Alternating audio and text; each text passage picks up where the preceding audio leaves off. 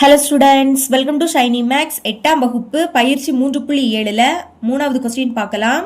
ஓர் எண் மற்றோர் எண்ணின் 7 மடங்கு ஆகும். அதாவது ஓர் எண் இதோட 7 மடங்கு தான் மற்றோர் எண்.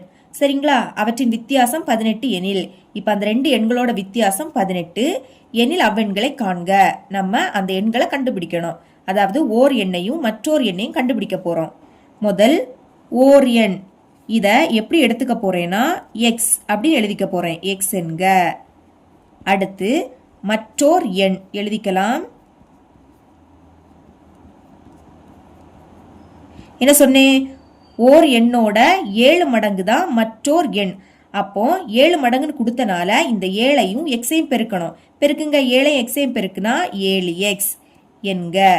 இப்போ நான் எக்ஸோட மதிப்பு கண்டுபிடிச்சேன்னா ஒரு எண் கிடைச்சிடும். அடுத்து எக்ஸோட மதிப்பை இதுல பிரதியிட்டா மற்றொரு எண்ணும் கிடைச்சிடும்.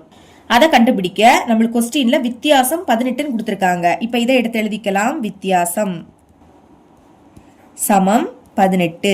வித்தியாசம் அப்படின்னாலே கழிக்கணும். இதை ரெண்டையும் கழிக்கணும். இந்த ரெண்டுல பெருசு என்னது? 7x. அதை தான் ஃபர்ஸ்ட் எடுத்து எழுதிக்கணும். கழிக்கிறதுனா நடுவில் மைனஸ் போடணும். அடுத்து இந்த எக்ஸை எடுத்து எழுதிக்கலாம். அந்த சைடு 18 இருக்கு. இப்ப கழிங்க. எக்ஸை முன்னாடி எதுவும் இல்லாட்டா 1 இருக்குன்னு அர்த்தம்.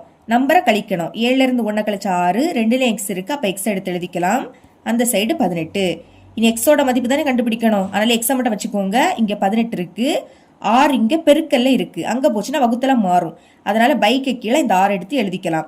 இனி கேன்சல் பண்ணுங்க. 1 6 6 3 6 18. இதுக்கு மேல கேன்சல் பண்ண முடியாது. இப்ப மேல பாக்கி 3 இருக்கு. கீழே 1 இருக்கு. 1ன்னு அதை எழுதிக்காண்டாம். இதுதான் எக்ஸோட மதிப்பு. இனி ஆன்சர் எடுத்து எழுதிக்கலாம். therefore தேவையான ஒரு எண் is equal to ஒரு எண்ணை எக்ஸ்ன்னு எடுத்துக்கிட்டோம். எக்ஸோட மதிப்பு என்ன கண்டுபிடிச்சோம்? 3. இப்போ ஒரு எண்ணை கண்டுபிடிச்சிட்டோம். அடுத்து மற்றொரு எண்